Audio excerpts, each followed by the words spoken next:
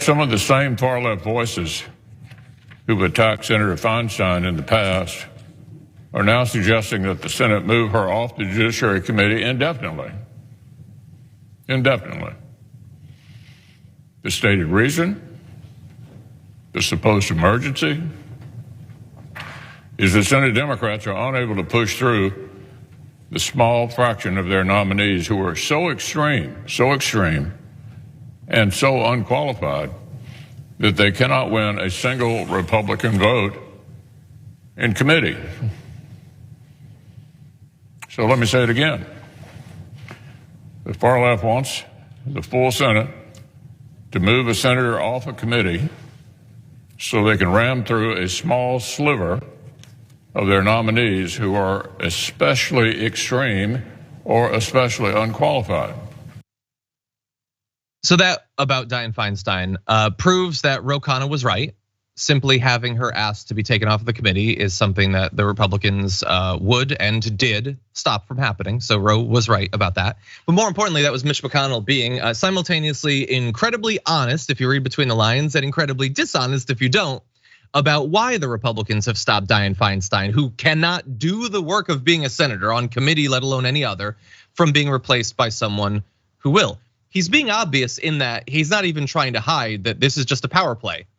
They want to stop the replacement because they don't want judges going through. So he's being honest about that, as he always has. He wants judges to be confirmed when Republicans are in charge, and he doesn't when Democrats are. That's all it is. But then, of course, he's lying about they can't get one Republican vote because they're so extreme. Yes, that's why.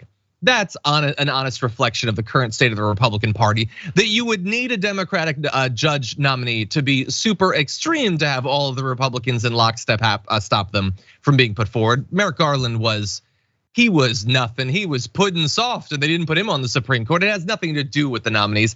By the way, Trump put forward a bunch of people who the Bar Association said weren't qualified to be in their positions, and Republicans didn't have any problem with that. So candidate quality is not an issue here. This is just them using the fact that Dianne Feinstein can't be there to vote as a way to stop Joe Biden from getting the judges that he is, as president, owed. What do you think? It's pretty easy to see that, as you're talking about the lies, or at least the pushback and his assertions that it's all about these unqualified judges. All that is very obvious. It's transparent, but he talks really slow and he has gravel voice and he shows up there and then he's really boring. So most people would be like, oh, he's talking about some kind of Senate back and forth, who knows? But yeah, Dianne Feinstein isn't there, and we didn't really hear what Mitch McConnell's saying. You know, that's Mitch McConnell said in the past is his number one purpose, especially when Trump was in office, was to get through as many judges as possible so they can control our legal system and the way laws and the challenges to their horrible laws are actually made. He said it openly. Anything else Mitch McConnell talks about, he absolutely can't stand Donald Trump, but he needed him there so he can push through as many judges as possible. That's what they did agree on. He'll take all of the slams and the accusations and the racist things that are said about his wife from Trump. He'll take all that. The most important thing to Mitch McConnell is these judges. And as you can see, these ones that are placed in these very high positions all the way up to the Supreme Court, there's a reason why, and you can see it. This is all he's about, man. It's obvious. Yeah, it's again, like he's willing to admit that. He does a little bit of cover about it, but it is incredibly obvious. I'm gonna turn to one other aspect of this though, because I think it's really important before we end this segment. The Republicans are not allowing Dianne Feinstein to be replaced on the Judiciary Committee because they don't want Democrats to get judges. So we get that. And we know that anything else that they say about this is gonna be BS. But get a load at what some of the female Republican senators are saying to cover for this obvious power play. Joni Ernst says, to me, it's ageist and it's sexist. If I were a dude, would they be saying you need to step down or you need to recuse yourself from a committee? Marsha Blackburn says, I don't know if it's age discrimination, sex discrimination, but we do know they wouldn't do it to a man.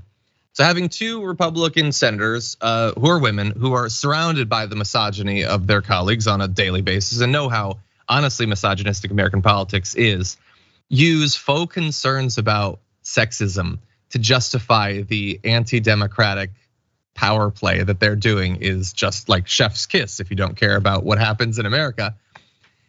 Dianne Feinstein requested to be taken off.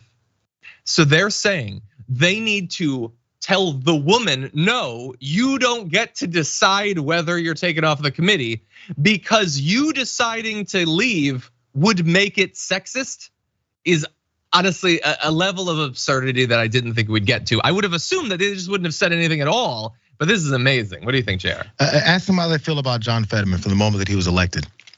When he was in that debate and he was still recovering from the stroke and he was having trouble putting sentences together. Ask them how they felt about then and if it was a matter of whether or not he should be in office because they didn't feel he could do the job. Is he a woman? I thought it was the Republicans who were talking about how Democrats have a problem deciding what a woman is. But apparently they do, because when they are going hell-bent on pushing back on John Fetterman serving, which we're gonna talk about later, maybe there's some validity to wondering if someone can do the job for unforeseen circumstances. Ask them if that's a woman or a man thing, because they're definitely coming after him. Somebody should ask them a direct question, see what they have to say.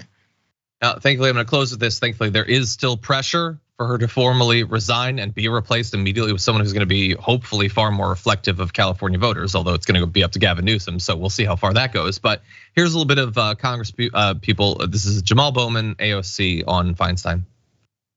Yes, she's had a very long and stellar career, but missing that many votes, stopping us, it stops us from moving forward with judge nominations. No, I think this is something that is, it is unfortunately something that I think it is appropriate to consider in this sense. Than I would be were I them, but I understand that they're gonna be hit with all sorts of accusations of ageism and sexism. So I sort of understand that, but the pressure needs to mount. There's lots of judgeship. These are in some cases like many-year or lifetime appointments, like they need to go through. It's incredibly important. It's owed to Biden as president. So hopefully they increase the pressure.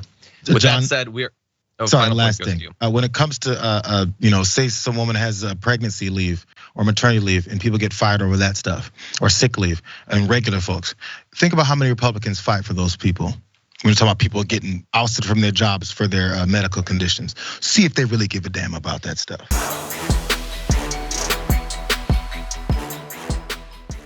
Check out the Damage Report podcast each day, wherever you get your podcasts, whether Pocket Casts or Stitcher or iTunes. You can join me as I give you the news and stories you want, with a range of co-hosts and interview guests jumping in on the fun each day. Again, that's the Damage Report, wherever you get your podcasts. And if you get them at iTunes, don't forget to rate and review. Sometimes I'll read them live on the show.